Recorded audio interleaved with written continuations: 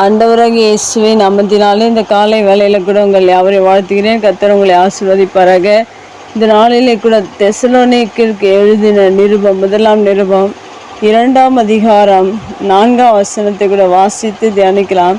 சுவிசேஷத்தை எங்களிடத்தில் ஒப்புவிக்கத்தக்கதாய் தேவன் எங்களை உண்மையுள்ளவன் எண்ணினபடியே நாங்கள் மனுஷருக்கு அல்ல, எங்கள் இருதயங்களை சோதித்தருகிற தேவனுக்கு பிரியமுண்டாக பேசுகிறோம். மிக அருமையான வேதவசனம். இந்த வேதத்தின் கடைசி பகுதியில் கூட தேவனுக்கு பிரியமுண்டாக பேசுகிறோம் என்று சொல்லப்பட்டிருக்கோம். மெய்யாவே நாம் ஒவ்வொரு நாளிலும் தேவனுக்கு பிரியமான காரியங்கள் என்ன என்பதை அறிந்து அதை மாத்திரம் பேசுகிறவர்களாக இருக்கவே.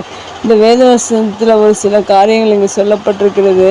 இது தேவனுக்கு பிரியம் என்பது நாம் தேவனை பற்றி மற்றவர்களிடத்தில் அறிவிக்கப்படுவது தான் அது தேவனுக்கு பிரியமானதாக இருக்கிறது.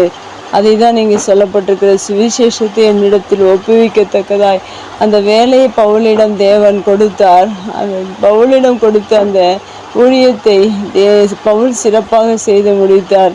அடுத்ததாக இந்த வசனத்தில் சொல்லப்பட்டிருக்கிற தேவன் எங்களை உத்தமன் என்று எண்ணினபடியே என்று சொல்லப்பட்டிருக்கிறது. மெய்யாகவே நம்மை தேவன் உத்தமர் என்று அவர் நினைக்கிறார். அதுபோல் உங்களையும் என்னையும் தேவன் ஒவ்வொரு நாளும் உத்தமம் உள்ளவர்கள் என்று எண்ணுகிறவர்களாக இருக்க வேண்டும்.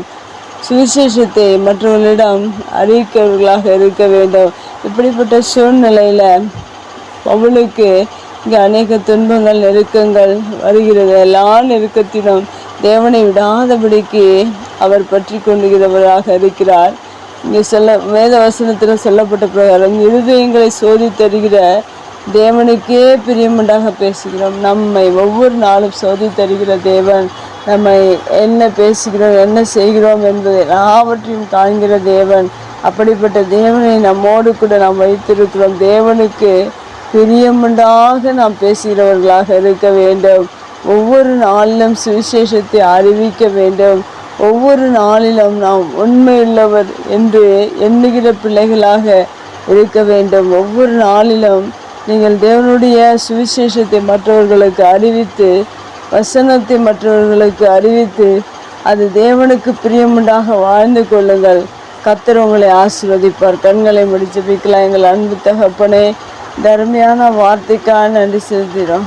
இந்த வார்த்தையின் பிரகாரம் எங்களுடைய வாழ்க்கையில் நாங்கள் உமக்கு பிரியமானபடி பேசி உம்மை மகிழ்ச்சி அடைய செய்ய நீர் எங்களுக்கு உதவி செய்யுங்க. ஒவ்வொரு நாளும் சுவிசேஷத்தை நீர் எங்களுடைய கரங்களில் ஒப்பு கொடுத்திருக்க அந்த சுவிசேஷத்தை நாங்கள் அநேகருக்கு பிரயோஜனம் உண்டாக நாங்கள் ஒவ்வொரு நாளிலும் அதை குறித்து பேச நீர் எங்களுக்கு உதவி செய்யுங்க.